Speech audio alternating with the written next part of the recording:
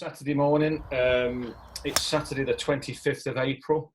We've decided to have this interview after you suggested it'd be quite good for the club, and we're going to use it as this particular one as a bit of a vehicle to try and encourage youngsters to start the game.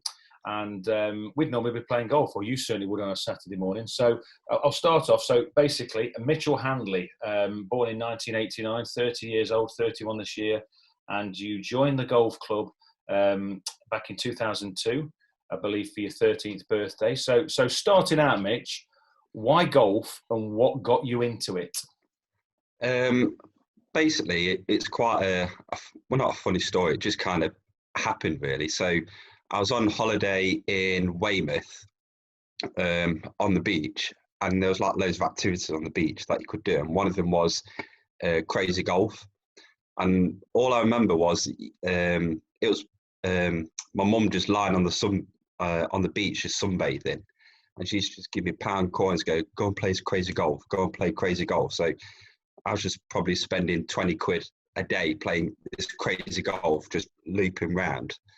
And then the next thing we know, we're still in Weymouth, and we just came across this pitch and putt course, which was obviously a bigger expansion on crazy golf. So we went on that, and you just kind of got a taste for it. And then when I got the taste for it, that's when it kind of just snowballed, really. And then when I got home, my godfather is a member of MIckleover. Okay, who's that? Trev Allen. Oh, Trev, of course, yes. So he came up with the idea of entering the golf and guest competition, where he obviously hits the shots, and then I do the putting. So then I had to go at that, did quite well, and then all of a sudden, again, it just snowballed from there. And then when I heard about junior membership, when my parents heard about junior membership and how cheap it was just a no-brainer, really, just to join and see how I got on, really. It was like nothing to lose, really, because I just joined 50 quid and then for the year, and then it just snowballed from there, really. So just go back to Weymouth and the crazy golf situation. Was that what kind of age were you when that was occurring? 10, 11. Okay, so that was way before. Okay, so yeah. Basically that kind of gave you a bit of an idea. Okay. Yeah. Right. Wow. Okay. Exactly. So my next question was, and you've kind of answered it, but we'll just kind of expand on it a bit. So I've put, well, why MIckleover Golf Club, and was there a link to the club? You've already said that Trevor Allen, who's the most joyous person at the golf club, isn't he? Hey. I love Trev. So yeah. Trevor's your uncle, did you say? Godfather. So Trevor's your godfather. Yeah, he's a close family friend, and he only lives around the corner from the golf club. And obviously, I only lived in MIckleover at the time, so it was only 5 minutes away. So he used to pick me up. Went to the golf and guest, and it was good. I played with Ian Mellor as well, who was really friendly, got me into it, and it just picked it up. He just got the bug almost there and then. And then I was just like, right, I want to try the next step then. So I started with crazy golf, then pitch and putt, then the golf and guest, and then just steps. So did you have any friends that made it easy for when you joined, or did you join with any friends, or was the people that you knew at the golf club besides Trev? I wouldn't say I had friends there. So what kind of happened was I joined on my 13th on my own. So I just had Trev, really. And then I had lessons with yourself to start with. Yeah. What I remember is that when I first started the lessons, you used to give me rubbish lies, and then you used to change my swing and then pull it on a tee peg so I'd hit it good. Mate, so, you shouldn't be telling my secrets like that. So I kind of joined on my own, but then I kind of developed friends at the golf club as I went along as such. And then I was playing football at the time for MIckleover Sports, and then I got a couple of them to join with me. Well, not with me, but they just saw what I was doing. So who was that? That was Dominic Smith and Josh Hodgkinson at the Yeah, time. yeah, remember them, yeah. And then I got Andy Keeling involved, who, of course, is a popular member now. So you're responsible for AK getting involved in the golf club, are you? I'd say so. Yeah, I remember. That's on the back I remember there, mate. I remember signing his membership form. So I got him involved, and then from that, all of a sudden, it just started gradually pulling people. Well, not in, but you kind of started developing friendships with everyone in the golf club from there, and it was just, like I said, just taking them small steps to develop, really. Well, we'll talk about the golf club a bit more in a bit, but I think you're right there. You kind of make a good point, which people outside of certainly a golf club, never mind MIckleover golf club, they don't realise that, you know, it's quite easy to forge and create these bonds with people, particularly, you know, I mean, you'd have been playing as a youngster, just like I was. I mean, I joined the golf club a year older than you, not MIckleover, but you're playing with adults a lot of the time, particularly as a boy playing in men's competitions. I won't say less so for the ladies, but because it just there seems to be a lot more of the guys that are playing. But you're playing with adults quite quickly. It makes you grow up, doesn't it? You suddenly know how to. You know, I know you hear a few words, but you know that you've got to shake hands, be polite, not be silly and stuff like that. So it does make you grow up. So that's obviously good for you. It sounds daft, but like on job interviews or your CV, and people see your hobby as golf, they see it as a positive thing because it shows you might have developed manners or etiquette or politeness, etc. So yeah, okay, good. Okay, so just a bit about the game then, really. So just tell me a little bit about how easy, difficult that you found it, or find golf. So we're talking right from the beginning. So just golf in general. You can probably give us a little bit of insight to the beginning and then right up to today. Yeah, so obviously I started my lessons with yourself, and then from there you kind of like I said, through the friendships you start playing in competitions. So then I got myself a handicap, which was easy to get. There was loads of members willing to help get me my handicap at the time, and then I just entered competitions. I'm quite competitive. So at the time, it was more the competitive side that I really enjoyed, and I still do now. So it's just like, it was just entering competitions at the time. So it was just like developing those nerves on the first tee, where you had about 20 juniors watching it at the time or whatever, teeing off on the first, which just helped you expand your game, really. So you'd have had your handicap at 13, I assume. So how old were you when you got down to single figures?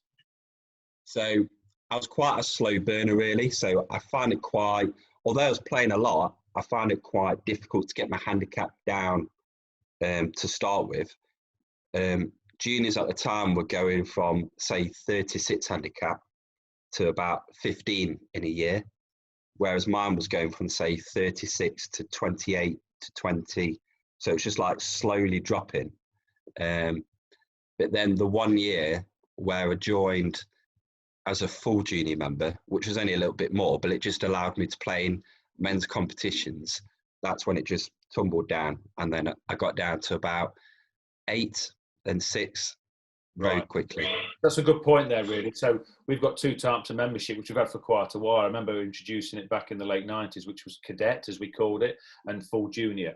And cadet basically let you play in junior comps and no restrictions on playing, but junior comps, whereas full junior meant that you could play in all the men's competitions or the adult competitions. Of course, if you was a girl, you could play in the ladies' competitions. Yeah. And of course, there's a lot more to go at there, which meant that you were probably playing with all the time you'd have had off school and free time. And right now being at work, you'd have had a lot more time, wouldn't you? Yeah, so like, I remember in the summer holidays, because it was only 50 quid a year, my parents saw it as really good value to keep me occupied throughout the summer holidays and half terms. So like my dad used to drop me off at the golf club at 8 o'clock in the morning on the way to work, give me 2 or 3 quid to spend behind the bar to get a drink, some food. And then he used to pick me up on his way back from work at, say, 6, 7 o'clock. So my parents knew that for the value, I was in a safe environment where I was happy enough playing golf with my friends and like I said, completely safe, and it wasn't expensive to Yeah, that's do. a good point. I think they're points that sometimes people again outside the club probably miss, and the value that you get, and obviously the time that you can spend there, chipping, putting, practicing, playing a few holes. You know what I mean? Just enjoying yourself. You do need Yeah, people to do it with, but ultimately you obviously had that. So yeah, coaching wise, obviously I started you off coaching. I do remember, and over the years, obviously I gave you quite a few at the beginning, or probably up until you became more of a I got out your junior phase really. So once you started to get to single figures and moving on, I know my recollection of you when you was working at the MIckleover court was that your shifts then at the time were brilliant because you used to play almost every day in the winter, in the yeah. summer. You come and play at least 9 holes a day. So you played. I thought you played a lot more than you probably got coached. Yeah, I was more of a person that preferred playing than practicing as such. So when I was a young junior, I used to practice more than I played, but then it kind of switched where I prefer playing because I just like that competitive aspect and stuff like that. So I used to work at MIckleover Court, like you said, and used to work evenings. That left me the day to play and then go to work after.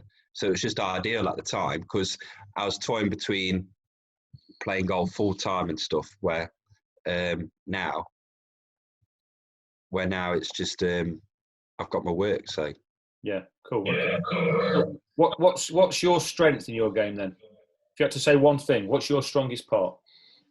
I'm just lucky, really. I know you are.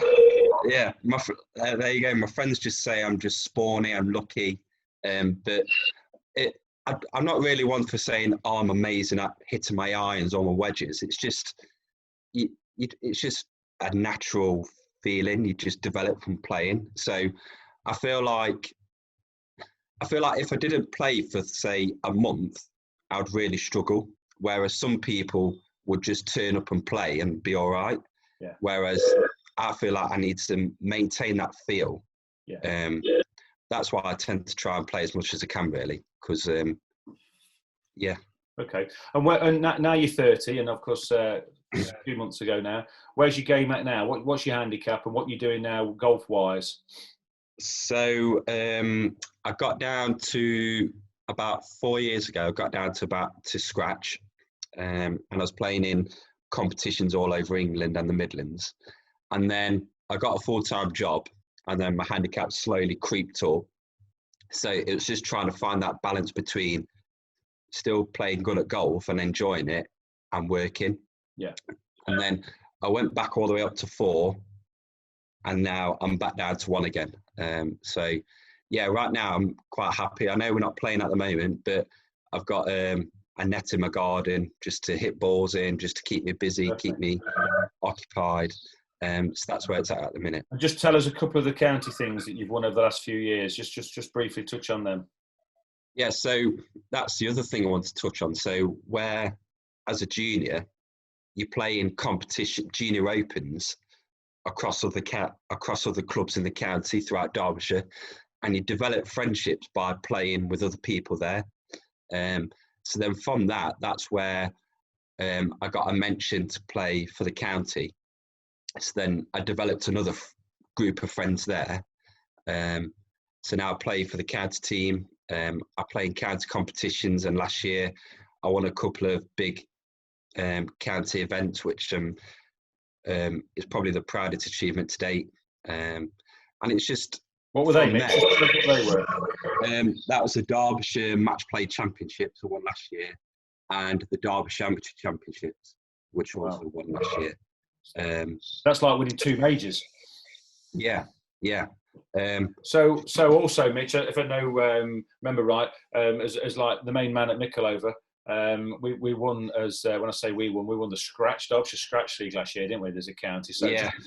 just before kind of anybody says what's that, that's basically a team of 5, which over the last few years I've kind of organised for you and kind of got you some team kit, and basically the likes of you, John Wright, Andy Keeling, Darren Cooper, Neil Tatler, Andy Key, all those guys. Have I missed anybody out there? And you went on as a team of 5 and a squad of about 9 or 10. You won the main things, like winning the Premier League, wasn't it? First time in MIckleover's history. Yeah, so That's touching on to like the friendships we build at the golf club. So it was really good banter. So like, although we weren't necessarily down to win the league, it just felt like our team friendship or bonding got us through that and got us over the line to win the league. We was massive underdogs, and it was just great because it was something to be proud of at the golf club, something to achieve. So We did a Leicester, didn't we? Yeah, we did a Leicester. It was just something that it just ticked all the boxes really, where everyone at the club was proud of us. It was competitive. It was good to have a bit of banter with other friends at other golf clubs who we beat. So it was brilliant. Brilliant, that was. Brilliant, yeah, well done, well done. And we've not had a chance to present it properly within the club due to weather and cancelling of competitions, of course, the current situation, but we will get around to doing that. So the golf club, obviously, I've been there for nearly 26 years. You've been there an absolutely large chunk of that, so I've known you a long time. So tell me what you like or love about MIckleover Golf Club. To start with, I love the competitive side. So that used to say, just dominate my golf. So I was always looking out for the next competition.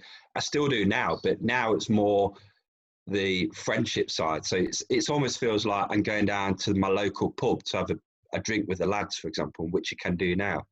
You can walk into the clubhouse, say hello to everyone, have a drink with them, and you just kind of know everyone. There's probably 500-600 members there. And when you walk into the clubhouse, you feel like you can actually sit down and have a chat with them and have a drink with them. Yeah. I just feel quite welcome, really. Yeah. That, and obviously the competition side, where we've got various WhatsApp groups, for example, where we have a bit of banter about how rubbish or how great everyone played today and stuff like that. So yeah, it's brilliant. It's absolutely brilliant. And kind of let's be clear about this. You're not just playing with the guys that are off 2 and 3 and 4 and 5 handicap. I mean, you play with an array of people, and the guys on the Thursday school, on Saturday. I know you've played mixed golf before. I mean, it's not just about playing with people at your level. This is the good thing about golf in general. I know MIckleover does well on this, but everybody plays with everybody, don't they? Yeah, exactly. Where I know people have like their own little pockets of friendship, but everyone's one big group, one big friend. So when people put down with you in competitions, you're not thinking, oh God, I've got to play with him. It's, all right, I'm looking forward to that. Where, like I said, everyone gets on with everyone. Yeah, and I know, obviously, controlling the competitions on the booking system, I'll get somebody come in and they'll go, and there might be somebody of 20, for example, they'll go, I'm a bit nervous today. And I say, why? What's wrong? I'm playing with Mitch.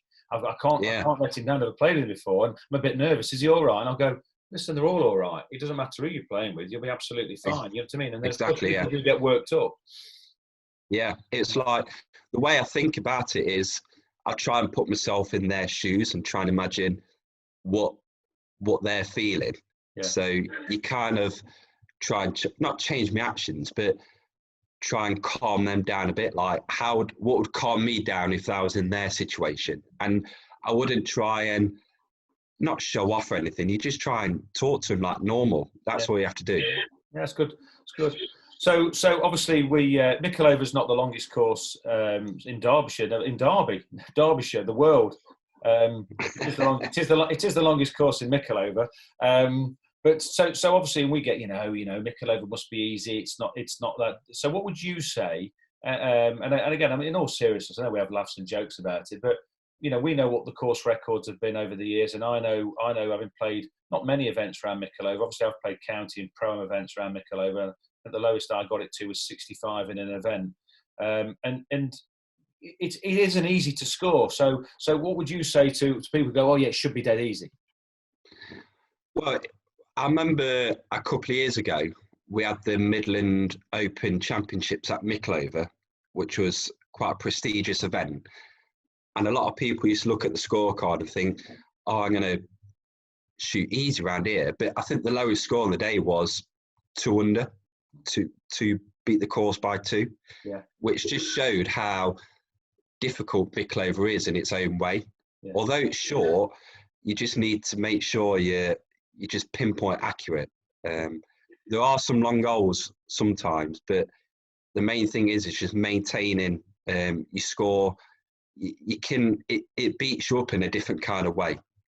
Yeah, I think I remember that we co-hosted it, didn't we, with Kedleston Park, and obviously we've got more par five, so it's arguably a little bit easier to beat par for the people on the game. But I know because we're quite tight and narrow in places, and of course when we get those greens slick, it means that it just causes a problem because they're not massive greens. So okay, that's what we have to protect the golf course with. So just going back to you a second then, and talking about the golf club, and we're talking literally about MIckleover now. What's the what's the next trophy you'd like to win? What's the big one that's avoided you? So I've won quite a few county events, but with regards into MIckleover, I've won quite a few. I wouldn't mind winning the club championship a few more times. I don't think I've won that enough. Not Clive Ibbotson type of scenario. Trying to catch up with Clive. But the next thing I quite like to win is probably a major, a handicap major. So although it's difficult because my handicap's quite low, and it does even the field out, it is one which I'd like to win, just to prove I could win not just the scratch ones. Yeah, that's a good point. So now just basically looking at kind of other juniors, and obviously this is one of the reasons we got kind of to do this particular concept on here now. So kind of what would you say to those thinking about, I mean, obviously we're in a current situation where we're on lockdown and kids are basically used to probably going on the Xbox and the PlayStation. Now, because they're not getting out to school and they're not integrating, there's a lot of this techno stuff going on, but of course they're only arguably interest of getting out and maybe a quick walk around the block or whatever. It's in the garden, and they might be looking online and seeing people in practice nets and engaging in chipping competitions and things that they're seeing that they might be seeing on Facebook, Twitter, Instagram, whatever. So if there's any kids now that kind of had a bit of a dabble, and maybe the age you were, and they're looking at getting out there and obviously getting out of the house and getting into something like golf, what would you say to them? I think the main thing for which might not scare people off, it's just this stereotype a golf club might have. But I feel like MIckleover is totally different to that, where I was speaking to my mum yesterday and she used to say, I remember when I used to drop you off, I had to bring a change of shoes with me because I wasn't allowed trainers in the clubhouse, for example, whereas now that's totally relaxed. You can wear trainers, T-shirts, whatever. So that's one of the things. It's not as intimidating. You're fully welcome. The other thing I'd say is what I like is the challenge, where on a net spots, you could just be sat there all day and then all of a sudden it's 10 hours have passed that you didn't realise and you've not got out your seat. Whereas I feel like you've got to get a bit more, get up and go about it. It's more of a challenge.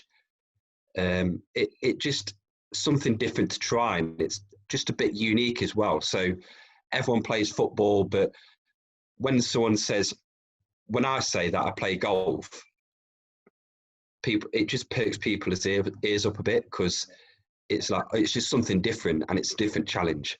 Yeah, and I think one of the things that kind of gets probably lost a little bit is you get to slightly midlife, like you are, and obviously, I'm obviously quite a bit older than you. What happens is that your friendships, you start going on things like, as I do. I do a lot of trips and things for people. Yeah.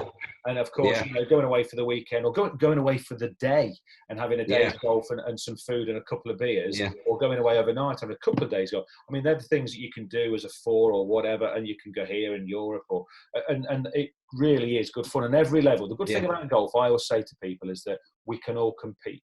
So I'm a pro, you're an elite player with a low handicap. We could take out my father-in-law, Rich, for example, who's off about 18 and 19, and somebody else, and we can all have a game for a cup of tea or whatever we're playing for, or compete. Exactly. So about 2-3 years ago as well, about competing, I got my dad involved. So he's just picked up golf, and he's got a handicap of 33. Yeah.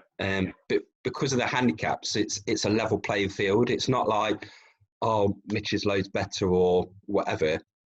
Because of the handicaps and everything, it's a level playing field, and everyone can beat everyone. So we always have 9 holes after work, twilight golf where the sun's setting. It's just great. That's and brilliant like that your dad supported you, obviously coming up there. And I know he was working, and obviously since he's retired, he's obviously took it up, and he's kind of just starting out. But I know obviously, you know, all your family are proud of you, and the kind of things you've done. But it's great to see your dad get involved, and obviously we've all known him around the golf club. Anyway, well, that's brilliant, Mitch. I don't know whether there's anything else that you kind of want to add to that, but I thought that was really good insight to your golfing life.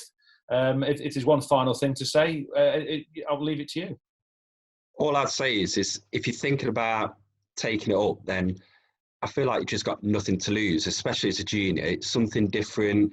You can pick up loads of life skills, loads of friendships. It's different to something else that you might be doing right now in lockdown. You might just be fed up of being stuck in your room or stuck in the house. When this is over, it's really worth giving a try, taking up golf. It's a safe, friendly place to try something new, and once you get started, you just kind of get hooked, and that's all I'd say really. I remember I had my 30th birthday party a few weeks ago, and I was just stood there and I was thinking probably 75-80% of the people that are there were golf related friends. So, and I just thought, if I didn't have golf, where would the majority of my friendships come from, for example? So it's just a massive part that it can play. Yeah. Okay, so that's the end of the Mitch Handley interview. I'm Tim Coxon, the head pro at MIckleover Golf Club. Mitch is our number one amateur, and I hope you've enjoyed it. And look to the next one, which I'm going to be interviewing our club president, Margaret Brooks. Okay, see you soon. See you, Mitch. Cheers. Thanks all.